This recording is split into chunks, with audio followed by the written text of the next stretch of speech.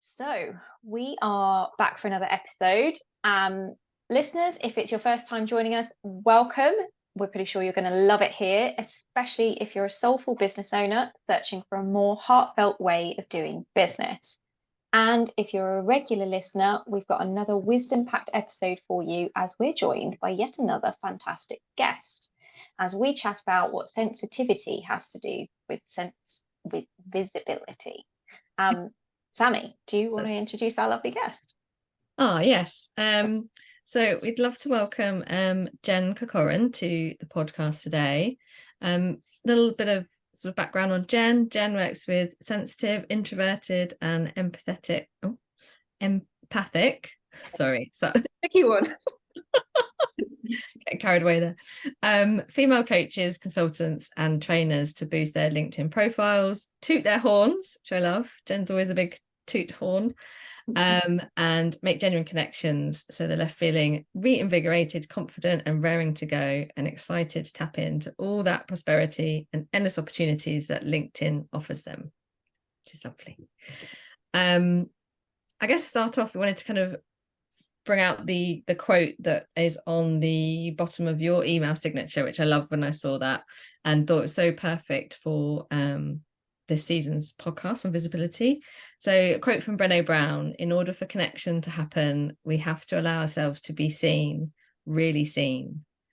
So on that note, welcome Jen to the Digital Gold Dust podcast. We're delighted to have you with us. Thank you for having me, ladies. It's great to be with you both. So to kick us off, I thought it'd be quite nice just to sort of jump in with, what does visibility mean to you? Yeah, I think it means a lot of things. I think if you were to ask me this question probably 5-10 years ago, I would be like, visibility is horrible. As an introvert and an empath and a HSP, I like to be in the background. But I think now, like, visibility means being able to help my ideal client and for them to be able to find me. And it means raising my personal brand, like as an individual, and then raising the brand for my business, and just so I can be the number one choice. And I think I shied away from visibility for a long time, and even probably the first year or two of my business. I was happy for my website to do the talking, and then I realized, oh shit, I need to become more visible and put myself out there, because there's lots of people doing what we do, but if they don't get to connect with you, and actually see you in action, they're not going to know you exist, or they're not going to know that you're the person for them. So yeah, ultimately it means, attracting my ideal client and being able to help them to do their job and have a great life. I think as an individual, I probably struggle with it, but as a business owner, I have to take myself out of the equation and realize it's not about me, Jen, it's about me helping my ideal client. Yeah, it's making those connections, isn't it? Like that's the point. You need to be visible in order to make those lovely connections. Well, that's such a good reframe, Jen, and I think we've talked about it quite a lot this season. But where did that come from for you, and how have you felt in terms of making that shift? I think, just a lot of deep diving and asking myself, why did I not want to show up? And there was a few reasons. I think at the start, I didn't feel like I was fully connected to a why. I felt a bit like of an imposter. And when I first launched my business, my website looked nice, I had lovely photos, but I hadn't really done a deep dive on who I was, what I stood for, what my values were.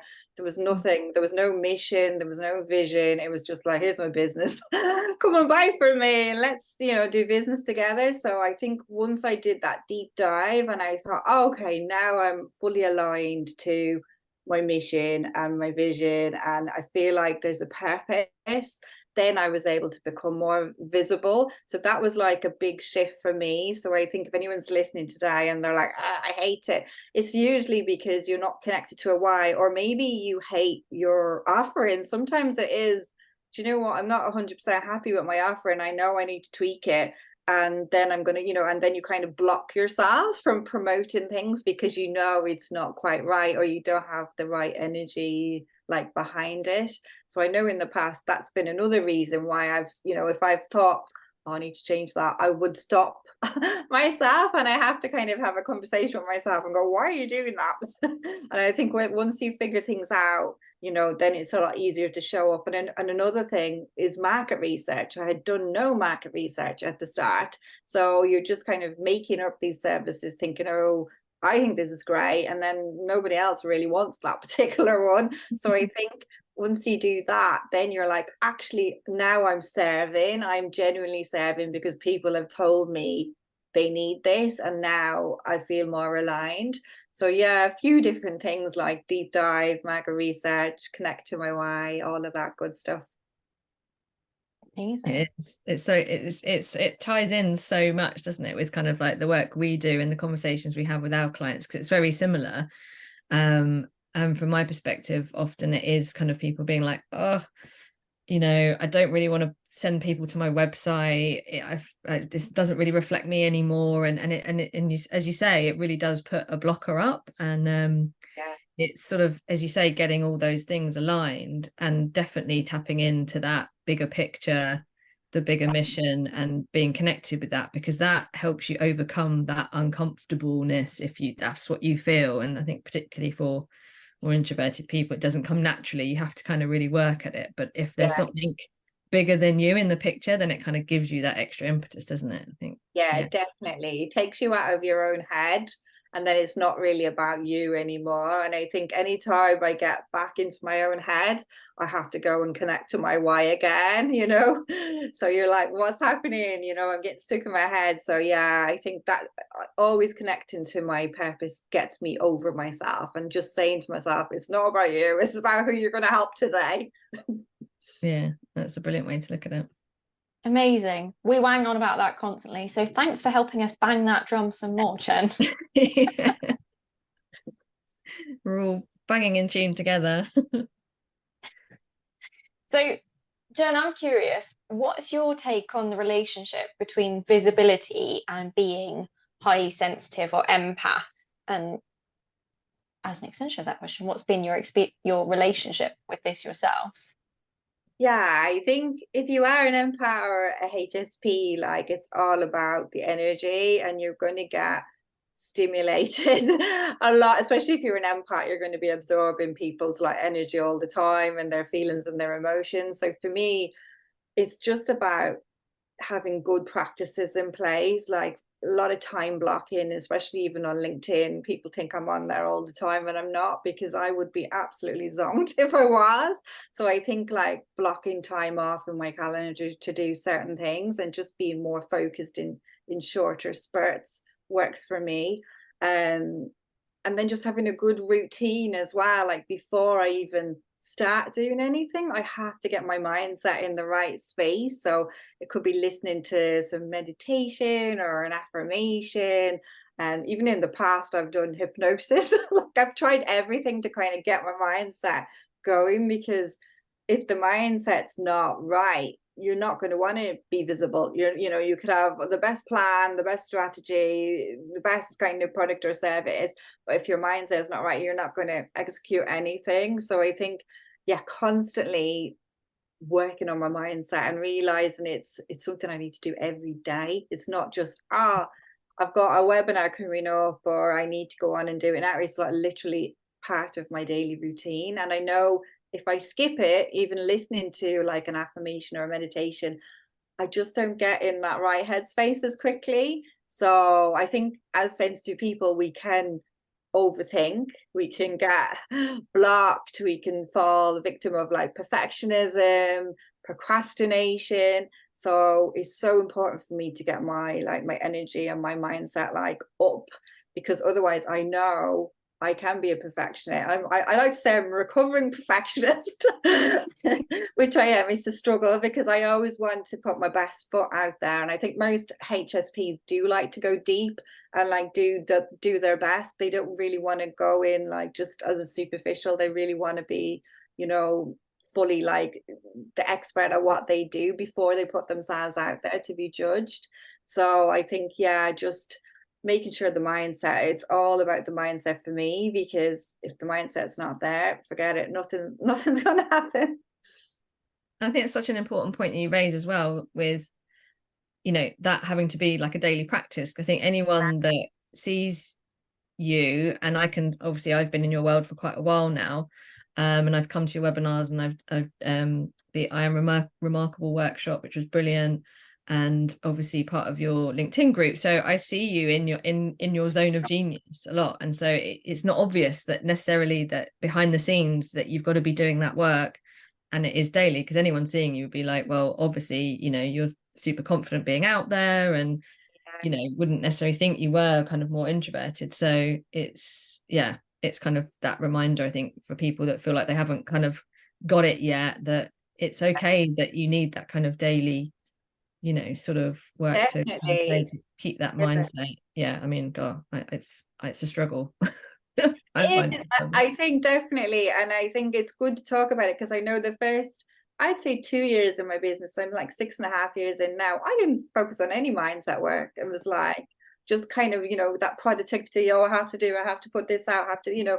And then it's only when I first started kind of getting into it and realizing, oh my God, this is actually the missing piece of the puzzle, and this has to be part of my business routine. This isn't like an optional extra, like it's just so important. And if I wasn't, you know, if we weren't recording this now, I have my like incense, I've got aromatherapy oils, I've got like everything to kind of get me into that right space, you know. And it could be, I did a walk as well just before I came on with you ladies about an hour ago. Like there's so many things to kind of get me into that right space, and that are just essential. They're not like optional. Yeah, not nice to have. They're part of running a business, and seeing it as part of, you know, nurturing and looking after yourself to deliver your best work, I guess. Yeah, I'll see that. It's interesting, isn't it? Because you would sort of think, being introvert, highly sensitive, that being more visible in the online world would be easier for us because we can do all of that preparatory Yeah. stuff. But it still feels quite hard for a lot of us. And I wonder if that's partly because you can't read the room as easily and you have to work so much harder in the online space to make a connection. What do you think about that, Jen? Yeah, I just think it's probably just all the over processing and the overstimulation, and just seeing so much, you know, on the feed. And you know, we connect the dots. Our brains work differently to non-HSP, so we're constantly processing. So even if we only glance at something for a second, it goes into like our mini, you know, our supercomputer brains. And you know, something could trigger us and we've not even realized. You could see something on the home feed and it could be somebody maybe doing something similar to you, and you're like, oh, they're doing that, I'm not doing that, why haven't I done that? And you're off on another kind of a tangent, and I just think you're constantly processing and constantly stimulated. That's what leads to the blocks. Because if we didn't have all that stimulation, and I know non-HSPs are very much like the just do it people, because they're not really getting in their head as much. So I think for me, and on LinkedIn, I'm a big fan of like Marie Kondo, like your whole home feed, your connections, so that you see what you want to see. And I know before I tidied up my home feed, I did get like a bit overstimulated or overwhelmed. Now I don't, because I see what I want to see, like the topics that I want to see. And that really has helped me kind of filter out a lot of noise. So yeah, I think we're just constantly taking in things the whole time. So you know, whether we've glanced at our phone or we've looked out the window or we've overheard a conversation, like our brains are just going the whole time. I'm glad it's not just me. Yeah. I was saying to my partner, like, please, just can you just take my brain off me for a minute? Just give me a little a little bit of a rest. Yeah. And I think that's really hard, especially when you're kind of in those early stages when you're getting your business going, because and we are exposed to so much in the online space, which is amazing because there's lots of connections and things that you would never find before, but also there's almost like too much, and you're seeing too many other people doing similar things. that it's so easy to be like, oh, that's interesting, I'll follow that. Well, that's interesting. And I've done that. And of course, like my Instagram is now like, I'm following like over 1,000 people. And I'm like, I don't see a fraction of any of the things, and I'm missing out on the people that I do really want to interact with and care about. And so, yeah, that's definitely on my to-do list to try and curate that a bit, because it is so easy to kind of overindulge almost in all these interesting things, but you have to realize that you can only do so much and you can only take in so much. Definitely. I think we like learning as well, HSP. So, and we're kind of constantly learning, and we're always going to be work in progress till the minute, the second we die. But you kind of just wanting to consume everything, and like you say, if something's interesting, you're like, oh, I want to learn about that, I want to follow that, but you really can't do everything. And I know for the first few years of my business, I was guilty of buying like a lot of like online training. I was like, oh, I'll just do that. Oh, that's the missing piece. That one, that course. And then you kind of think, do you know what? I don't need to do every course under the sun to be good at what I do. And it's that perfectionism again, just saying, do you know what? I am good enough as I am now. I don't need to like learn everything under the sun to be considered an expert. So I think, I know, I'd say 95% of the women I work with are amazing, but they have like imposter syndrome and blocks. And some of them have gone to like Cambridge, Harvard, and I'm like, oh my God, you're absolutely amazing. But it's that kind of, like you say, it's that, that stimulation and constantly comparing yourself to other people. And I think some of the best people get imposter syndrome as well, because you want to show up and do your best. So yeah, it's just managing your energy, managing your time, and managing your noggin. So, Jen, what are your thoughts on soulful people shrinking away from the idea of being influential or leaders? I know a lot of people, they hear influencer. We're parking that one just for a moment. If we're talking about being influential or being a leader, what do you think is going on there with soulful people shrinking away from that? Yeah, I think maybe it's just the perception of what is an influencer or a leader, and maybe they're comparing themselves to people who are completely different to them in personality and thinking, oh, that's what I need to do that. But I think we can all influence in our own way, and you can, have a gentle human style influence. You don't need to be, a completely different personality type. So maybe people think that they have to do lots of public speaking, or just speak on stages to be a leader, but you don't. Like, we're all leading from our like laptops and our computers. And I think maybe they just feel they have to reveal a lot more than they're comfortable with revealing.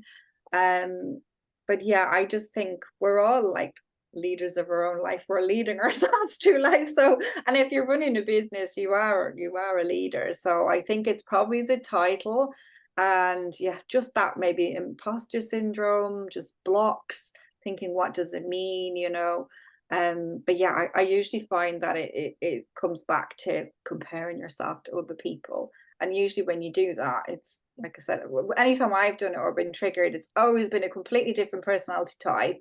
They've been like, TEDx style extroverts, and I'm never going to be that. So you're kind of like, it's kind of silly to even compare yourself, or else they're way down the line, like they're an extra 5 or 10 years in business.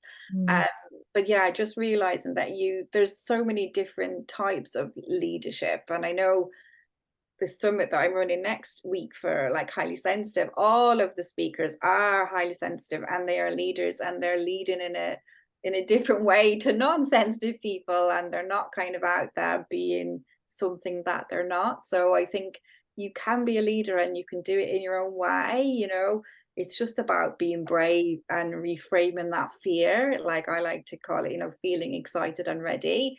And I think it's that fear really that blocks us all, and that feeling of, am I good enough?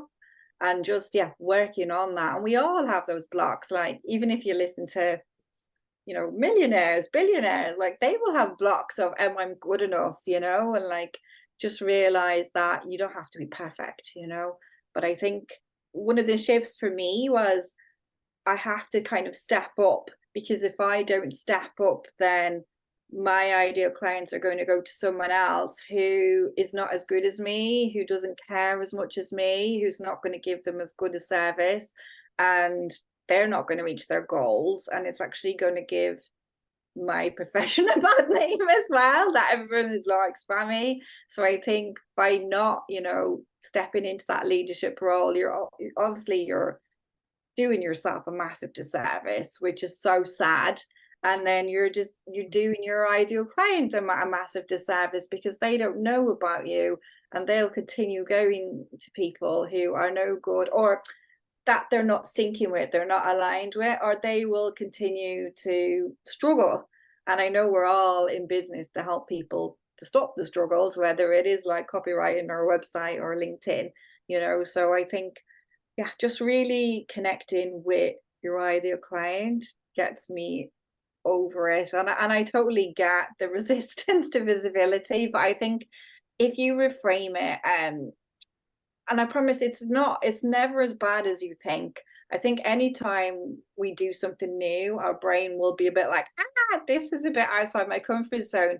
But I know anytime I've ever like pushed myself to do something I was scared shitless of, it's never been that bad. It's never been as bad as the thought. It's always got worse in your brain. And when I've done it, I've been like, oh, okay. And then I've done it again, and my husband's been like, oh my God, you were so like mental about an hour ago and nervous.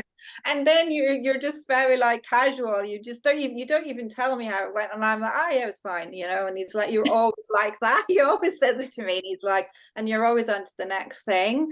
Because I think it's just, I think once you get over that kind of hurdle of doing the thing, it's never as bad as you think. So and we can all be leaders in our own way.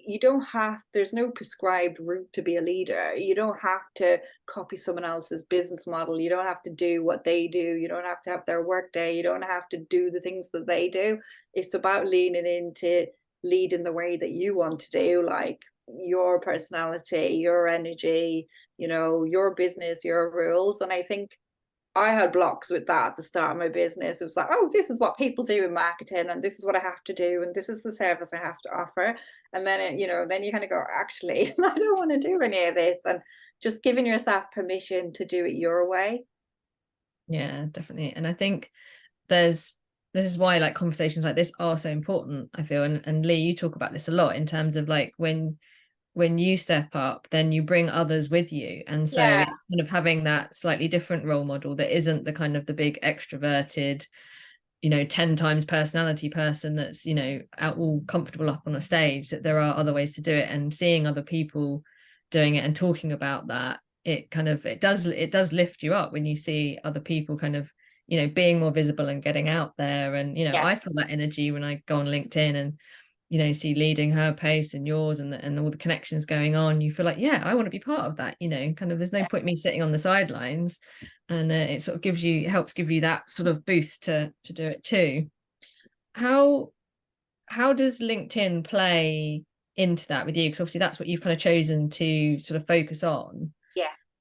How does that sort of visibility and leadership role play out with LinkedIn that might be different from other platforms? I think for LinkedIn, the content is a lot more elevated, and I like to say intelligent. No offense to the other platforms, but I used to be an Instagram trainer and a Facebook trainer and a Twitter trainer. And I think for me, LinkedIn was always my favorite, just because, the quality of the people just felt, well, they are a bit more serious on LinkedIn. And it doesn't mean serious / boring, dry, it's about finding people who just want to go deep. For me, like, I just like deeper conversations. I don't really like superficial kind of fluff. So I didn't feel like fully aligned on the other platforms.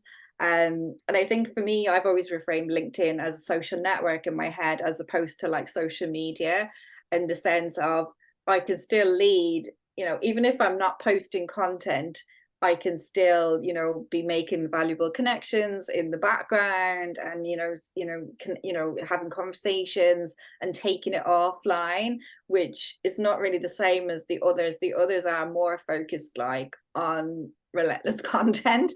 You're not kind of posting content on your Facebook page or your Twitter feed or anything. People kind of think, oh, is that business still going? Does it still exist? Whereas you can do a lot behind the scenes on LinkedIn. And for me, it doesn't take as much energy or time as the others. I know with the others, I felt a lot more on.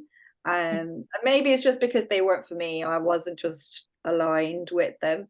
But for me, yeah, I've always just preferred LinkedIn. I think because it's a bigger profile as well, your bio and everything, it speaks for you a lot more. And I love the fact that that can just work for you like 24/7, whereas the others have tiny little, a sentence or two, and that's really it. Yeah, trying to cram your kind of whole bio into like 50 characters or whatever it is. How can I say this in a shorter way? Exactly. And I think it puts more pressure then on the content. And maybe it's because I do love like language, and I'm an English grad, and I love like connecting, but I don't consider myself a content influencer. So I'm quite happy. I would say my bag on LinkedIn really is more like profile optimization and teach people how to connect and DMs, as opposed to showing up in the actual content. Because that's within my control, and content's amazing, but I can't control the algorithm. So I focus more of my energy on what I can control, which is finding amazing people to connect with and having conversations in the DMs, So yeah, the other platforms were just more about the algorithm and content, and you could still DM on the others, but it's just not the same vibe. Yeah, it feels like you're kind of feeding the beast a bit more, doesn't it, really? Because Lee, you're solely on LinkedIn. You've come off with other platforms. Yes, much to a lot of people's horror. How can you run a business? I've heard either you're absolutely barking, or oh, you're really brave. And I don't consider well, no, obviously I'm barking. But I don't think this is a particular example of. Nor do I think it's a particular example of being brave. It is interesting that people perceive it that way. Yeah, no, I haven't been on, I think, Facebook for 2 years now and Instagram for 3. And I was using the two of them when I had different businesses I was running. But a bit like you, Jen, they just kind of felt a bit soulless, and like you were on the constant churn, and like you're kind of shouting into the abyss a lot more, whereas LinkedIn just feels like a conversation the majority of the time, which is kind of the whole point for us as sensitive people, and for marketing in general. Yeah, no, I love that. Shouting into the abyss. And I'm like you, in the pandemic, I deleted off my Facebook page, my Instagram, my Twitter, my Pinterest. I was on so many, and now it's just LinkedIn, because I just think it's like social media is not the be all and end all. There's a lot more with marketing. So that's like my social channel, but I still have like my website, like you ladies, got my email list, still do speaking, still do like networking. I've got YouTube, like I've got lead magnets, there's a lot more. It's not just like, it's funny that they say you're brave, but I just think, well, why stretch yourself across like 4 platforms? And you see people posting the same shit across them all, and I realized, you know what, I'm actually following the same people on all of these, and I'm already connected to them on LinkedIn. And it's like, do I really need to be on their Instagram as well?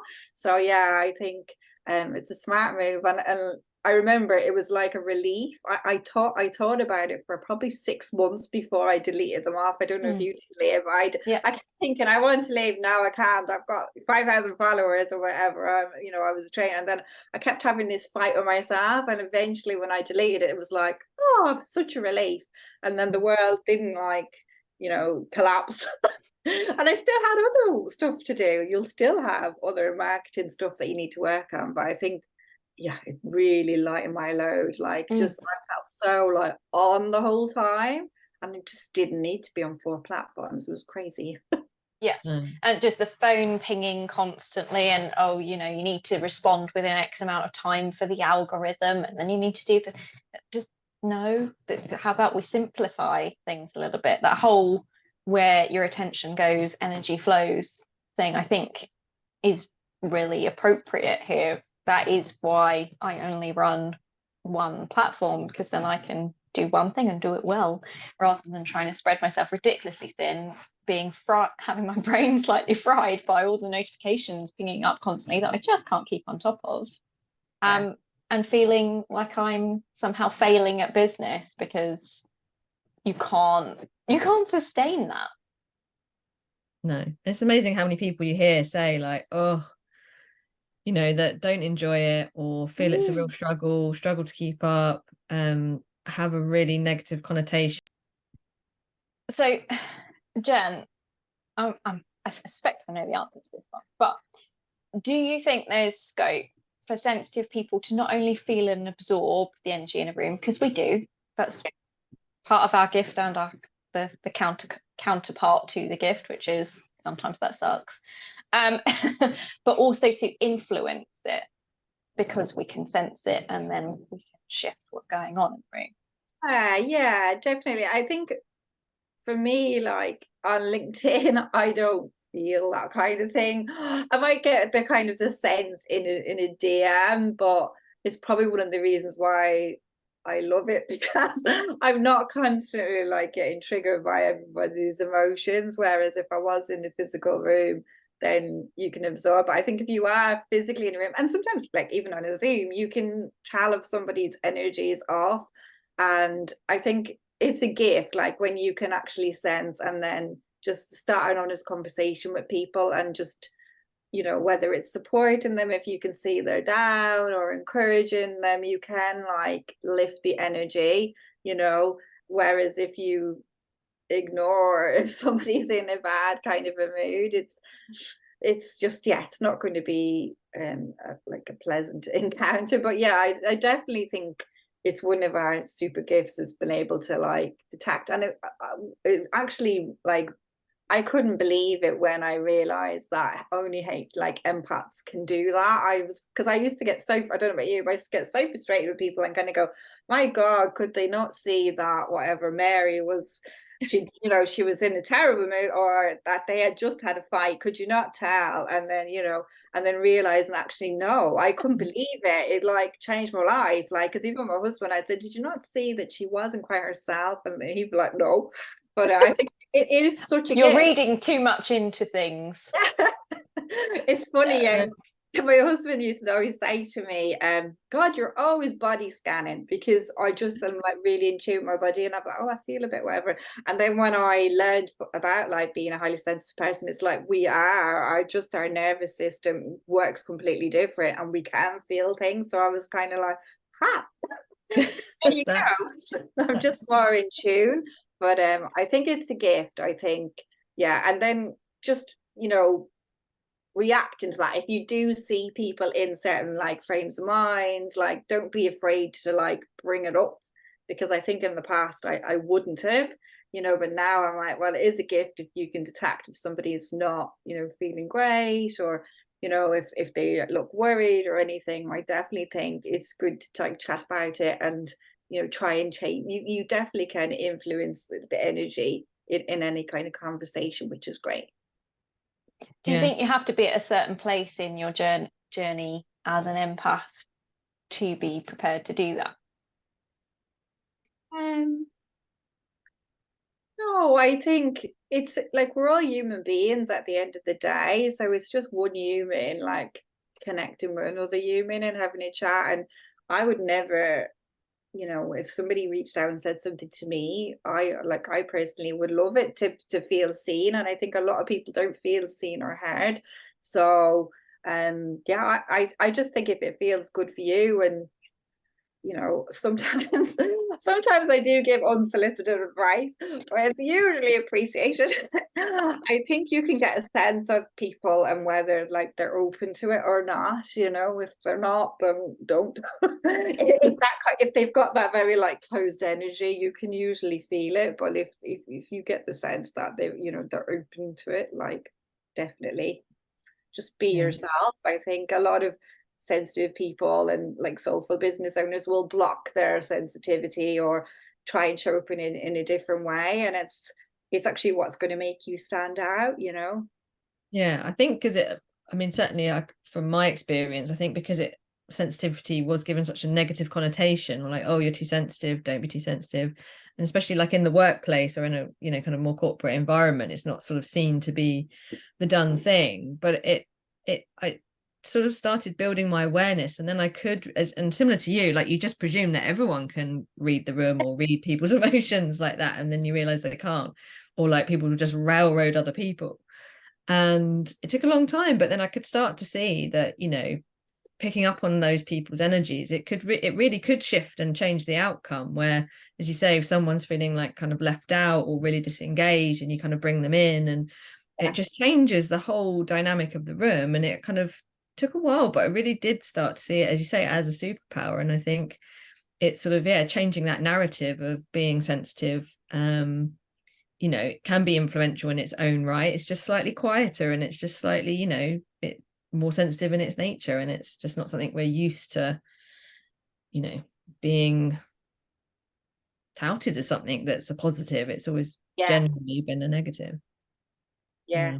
Oh, I'm definitely like that is the soapbox thing for me. Like I definitely want to change that on LinkedIn, because I think so many sensitive people feel like they're broken or flawed or weird, or you know, there's something wrong with them. But I definitely believe it is our superpower, and I just want more to like toot their horns and just get out there, because we have a lot of wisdom and we've got a lot of heart, and I think the world needs to hear from us, because the non-sensitives have not been doing a great job of running it. So I definitely think, yeah, we just need to change. And it's funny because like sensitive people in like past decades or past centuries were like more revered, you know, and respected as like, you know, wise people. And I don't know, it's just the last few decades, there's this kind of like you said, too sensitive.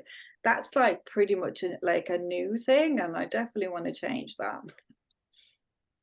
How, I guess you probably see that coming up quite a lot with your clients. So how do you help them kind of sort of smash through those sort of blocks and those kind of visibility gremlins? Yeah, I think, well, I just first start really with their profile, and I think once we overhaul that and get it like way more customer centric and branded, initially there might be a little bit of resistance of that kind of tooting their horn, but like I rewrite stuff for them and I'm like, just use it, you know. And then you can see they kind of lean into it, and then that kind of sparks the bit of confidence, and you know, and they're like, actually, yeah, that is me, the way you've written it there. And then I think that's always the first step, and then telling them about how they can connect with, you know, amazing people, and just giving them the confidence to do that and showing them how to do it.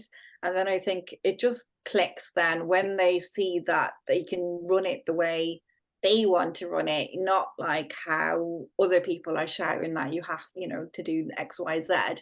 Then they start to lean in. But it's always firstly the profile seems to give them confidence. Once that's nailed, I can see the confidence growing, and then it's just a case of just taking action, you know, whether they're, you know, creating a LinkedIn event or particular type of content. And I see once they've done it like a few times, then they just get into the swing. And it's like anything really, you just develop that muscle, and then you're off like running to the races. So I like to think I switch something in their brains whenever we're chatting, because we do lots of like consultancy on Zoom, but I seem to like, I think my excitement for the platform rubs off on them. I don't know what like sentence it is or phrase or whatever I say, but I reframe LinkedIn for them, and then they're like, ah, okay, cool. Oh, Oh, that's brilliant. Must be so rewarding as well to see people Yeah, fulfilling their potential, because it's, you know, yeah, as you say, like it's hard for people, I think, to toot your own horn, and I yeah, know, like with the copywriting for you, Lee, it's kind of, it's not giving people permission, but it kind of is in a way to be Yeah. like, yeah, you can, you know, you can step into this. It's not a lie, it's just being truthful, but it's just putting it out there. We tend to find it quite hard to articulate for ourselves all of our good bits, don't we? And then when someone else says, oh, you are all of these amazing things, because someone else has said it, it's like, oh, okay. So, well, that's all right to say then. If somebody else externally to me is saying it. It's weird if I say it, but it's okay if they say it. yeah.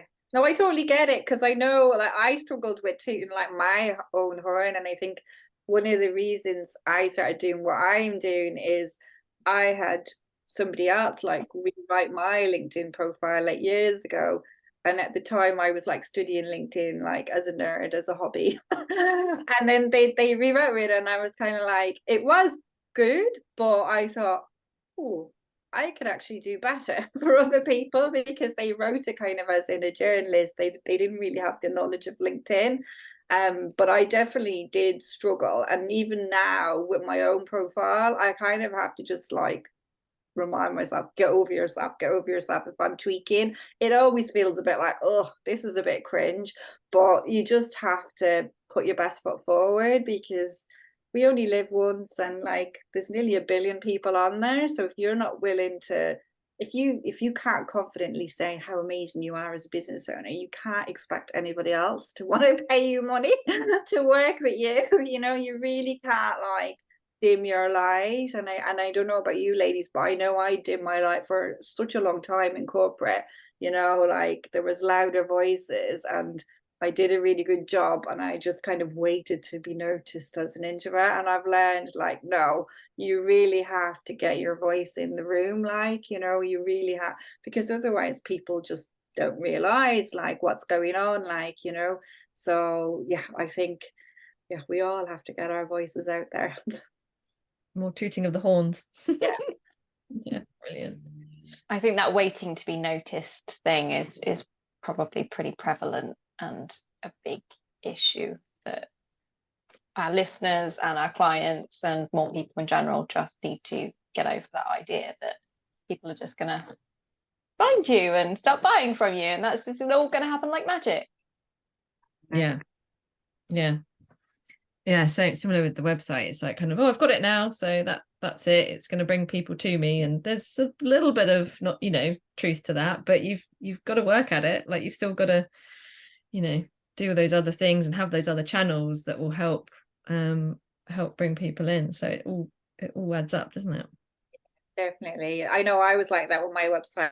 Like when I launched it, I was like, ta-da, here it is. And then it was like, oh shit, I have to drive people to this website because they don't know it's here. So it's like, I still need to market. And I was like, oh, I just thought the website was just they were going to be buying off me left, right, and center. But yeah, you still have to put in the work. And I think it's just about, if once you find a way of putting in the work that feels aligned, then you're going to be more willing to show up. And I think a lot of people struggle because they've been emulating models that are not in alignment, or they felt like icky and gross, like the tactics just didn't work for them. And I think once you find a plan that works for you, then everything changes. And that would be what I help my clients do, just find a plan for them that's not going to feel gross, that's actually going to feel like in integrity. And I think, yeah, once you do that, then it's not going to zap your energy. Like it's going to feel achievable, and it's not going to take like loads of time either.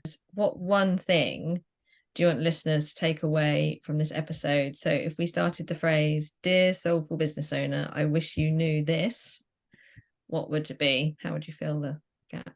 I think I'd say I wish that you knew that you are good enough, and that, you know, as you are, and that's, you know, that's it really, because I just think that is the block to everything, just not thinking that you are enough. So yeah, just, and it's the biggest block on LinkedIn. Like so many people, you know, say to me, I don't know what to say. I don't know, you know, I have nothing original to say. I don't know, you know, like, I don't think anybody wants to hear from me, and I don't think it's good enough. And it's like, we're all good enough. So, you know, whether you're a soulful business owner or a sensitive or an empath or an introvert or an extrovert, like, we're all on an equal playing field. We're all human beings. I don't believe in any hierarchy or anything, like, you know, and everybody is good enough to get their voice in the room. So if you're struggling at the moment to feel like you are enough, like, definitely go and get help, whether it's, you know, mindset coaching or listening to affirmations or, you know, a great book. I think I have, oh, I've got it here. I'm gonna drag it up and show it. Like, a great book that I read years ago is this one, I Am Enough. And it's so good. It's from Marissa Peer. She's like famous for RTT, rapid transformation therapy, hypnosis. And yeah, like, that was a life changer for me. So that would be my kind of main thing, that you are enough. And I think so many people don't think they are. So they, you know, they don't like step out because they're waiting to do the next course or get their website working or get their new content or get their LinkedIn up before they take action. And just realizing, you know, you're good enough now. You don't have to be perfect. Perfect's quite boring anyway, and it doesn't exist anyway. It's funny, like, even LinkedIn's perfect example. Like, we can all have like our lovely brand images of photo shoots, but it's the ones that people actually relate to are the general ones that are not filtered, that are just whatever, just you out and about. That's actually the ones that people will connect with. So, you know, it's a lot more relatable than that kind of, you know, filtered glossy. So I think when we actually are ourselves and we're not like worried about perfect hair, perfect makeup, perfect whatever, you know, I think that's actually when you connect to people. So yeah, I know it's a bit of a philosophical one, but you are enough. So that's definitely, that would be my message, because I know I didn't believe I was for a long time. Like, I would think, oh, well, I'm not like that person, and who am I to have a voice? And even when I started even my business, I wasn't brave enough to say I'm going all in on LinkedIn for 2 years, even though I had won like regional, national, global awards as an employee on LinkedIn. I just thought, oh no, I'm not enough. I can't say I'm a LinkedIn expert yet. So I'm just saying, everyone, like, you are enough, and you don't need to, we're all works in progress. So yeah, just embrace yourself. Oh, that makes me a little emotional. Yeah.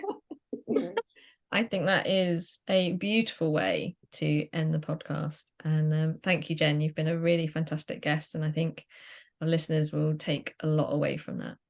Oh, thanks for having me, ladies.